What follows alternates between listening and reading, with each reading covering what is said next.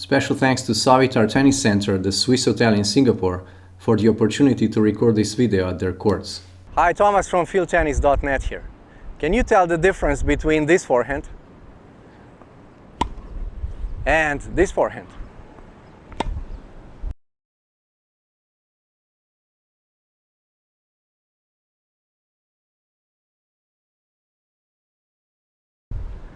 So for me, internally, what I feel is that on the second forehand, I did more weight transfer. And when I transfer my weight into the ball, it makes it much easier for me to hit, so my arm has to do less work and the shot is much faster. So how do we work on the weight transfer, and why is it so important for tennis? Why do we have to talk about the weight transfer in the first place? I see a lot of players not using good weight transfer in the ball. And the reason for that is fairly simple. When we learn tennis strokes, we are taught mostly how to move our arms. And all our focus is on, unit turn, keep your racket up, go down, extend, follow through. If you're doing one-handed backhand or two-handed, it's all about the arms and the racket path. And when we pay so much attention to our arms, we don't pay attention to the other parts of the body. In other words, we disengage the body. And so now we need to engage the body again. I'm not saying that thinking about arms is wrong. We have to teach a beginner or intermediate player the racket path, the technique, but the process of teaching disengages the body. So it's very important to come back to the body and engage the body and use our weight transfer, because it's going to make tennis much easier for us. In order to transfer weight well into the ball, we'll have to focus on it. Maybe until now you've been focusing mostly on your arms, but now you have to go away from technique for a while, and rather than think, how am I going to hit the ball with my arm, think how you're going to hit the ball with your weight. I'm going to exaggerate slightly so that you see the difference between hitting with the arm and hitting with the weight. So if I just hit with my arm, then you see my focus is mostly here. I'm not thinking about the body. I'm going to exaggerate now, and if I think about weight, then I hit like this. One more. So that's hitting almost only with the weight transfer. That's in my mind. I want to move my weight, my body, forward through the ball. So in this case, weight transfer simply means I want to move my body towards the ball. The weight transfer is much easier to feel when we hit in the neutral stance. So that means when we step towards the ball, because we have a longer path along which we can transfer weight. If we play open stance, then we're mostly rotating, so we cannot really transfer weight forward. If we try to, we're going to lose balance. So just to get that first feel for the weight transfer, it's much easier to feel that in a neutral stance. So let me show you a few shots where I feel I can have a really long weight transfer through the ball. Whereas if I play open stance,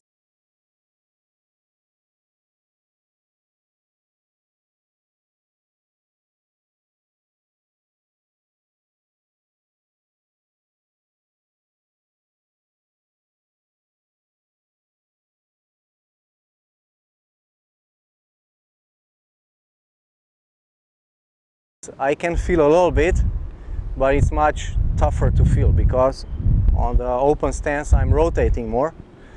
But it's still important to try and find that weight transfer into the ball even in the open stance. So it will take some practice, but if you pay attention to it, you will find it. So when I'm moving to the ball and I'm not thinking about weight transfer, so I can just go and hit the ball. It doesn't take me much time.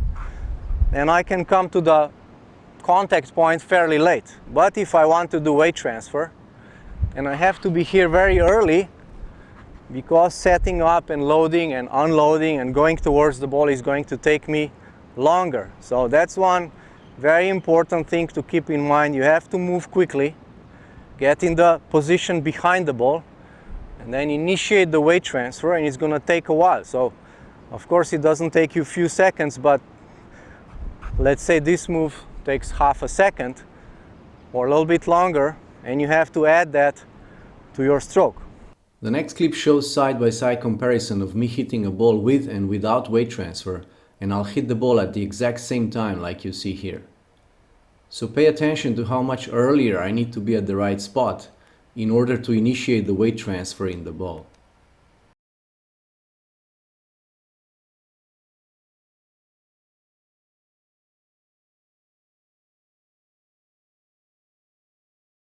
Just something to keep in mind, and something to keep in mind when you're wondering why can't I do weight transfer. Well, maybe you're coming to the position to set up for the shot too late. And so if you try and incorporate weight transfer in your strokes, it will probably automatically happen that you also get earlier to the stroke position. So if I go here and I'm thinking I want to do weight transfer in the ball, then I'll probably automatically just be there earlier, which is also good for your footwork, for your ball judgment, and other tennis skills that you need to hit the ball well. If you're one of those players that like to play close to the baseline, then transferring your weight into the ball is not easy, and usually you don't do it because in your mind you're probably, like the image you have in your mind, you're just going sideways. So it looks something like this. I'm starting about half a meter, then I'm going here and I'm hitting the ball, and I'm just about the same distance from the baseline. I'm just here all the time. So I want to give you a little bit a different mental image to keep in mind, and that is the triangle movement. So rather than staying here close to the baseline, going just parallel to the baseline, I recommend you start here.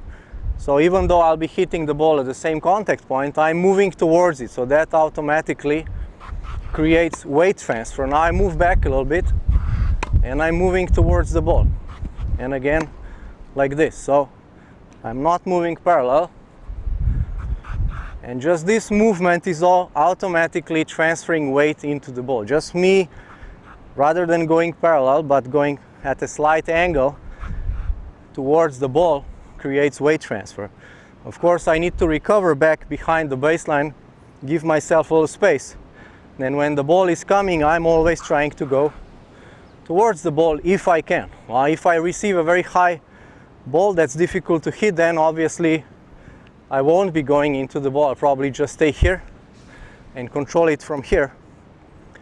But I invite you to experiment with this type of movement so that in your mind it's not just left and right, but you're a little bit further and you're thinking triangle, and I'm just with my movement, I'm automatically moving towards the ball, and that's gonna facilitate weight transfer a lot. There's another way at how we can engage our body besides thinking weight transfer, which is just thinking more about going forward. We can also think about rotation, because all ground strokes have an element of rotation. Open stance has a little bit more of it, and neutral stance has a little bit less of it, but we still use rotation. The mistake you might be doing is focusing too much on your arms and thinking that you have to swing around. And if you do that for all the ground strokes, you're going to lose balance slightly because you're thinking this way around your body.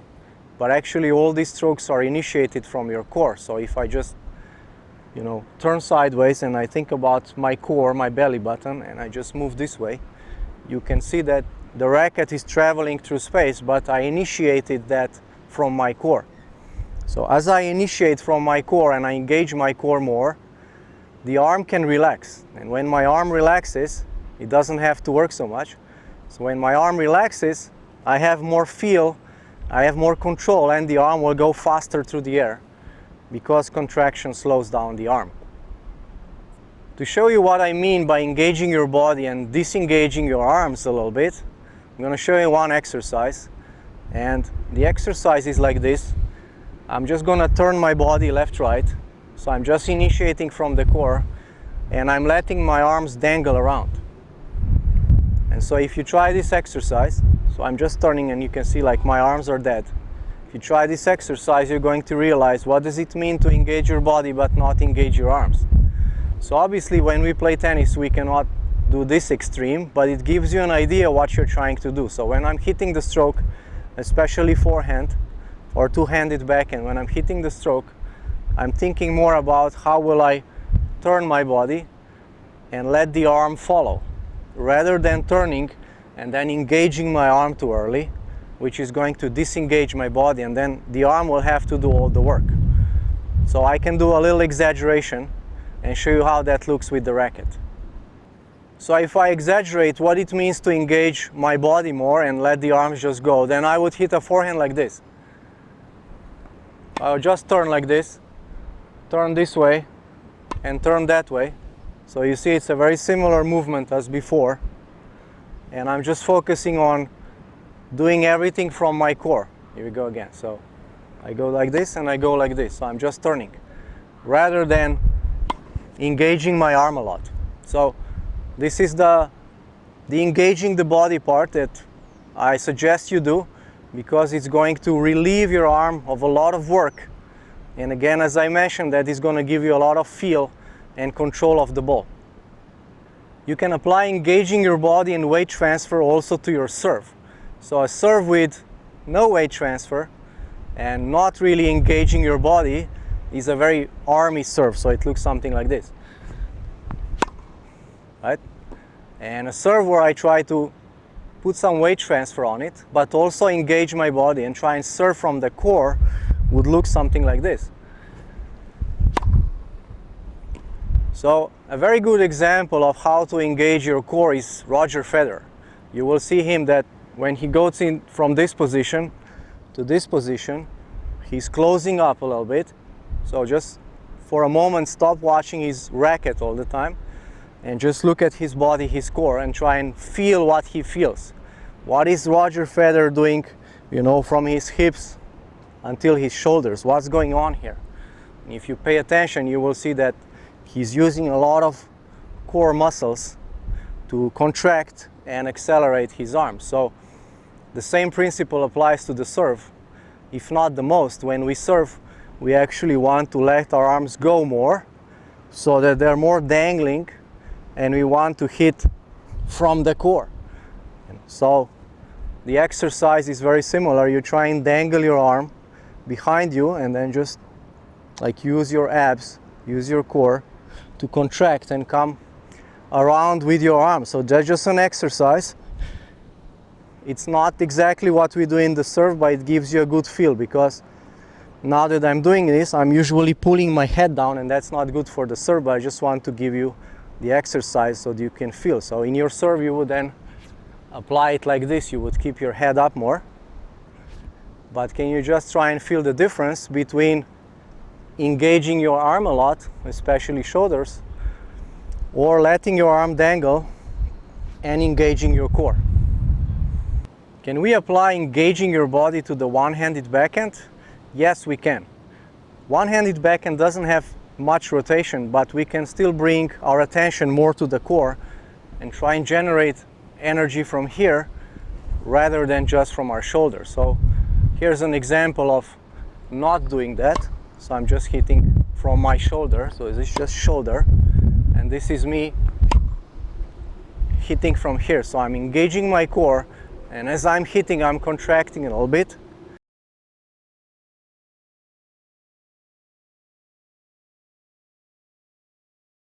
And using this energy to send it in my arm. Of course, it won't work for you in the first minute, but this is something you should be trying to do in the long term. So again, engaging your core more, bringing your focus more to your body and not so much to your arms. And then you will see the difference in how the ball leaves your racket. Apply the triangle movement, especially on the volley. Don't think just, where do I need to go and then do the volley? Just think always, I'm intercepting the ball. So as the ball is coming, I'm always going towards the ball and helping my arm with the weight transfer. So in summary, if you want to bring your strokes to the next level, you will have to go beyond the tinkering of the little details of your swing and add weight transfer to your strokes and find a way to engage more of your body. And the next time you go on YouTube and watch the pros hit their strokes, switch your attention from the racket to their body and see if you can notice how they transfer weight in their strokes and how they engage their body to generate more power for their strokes.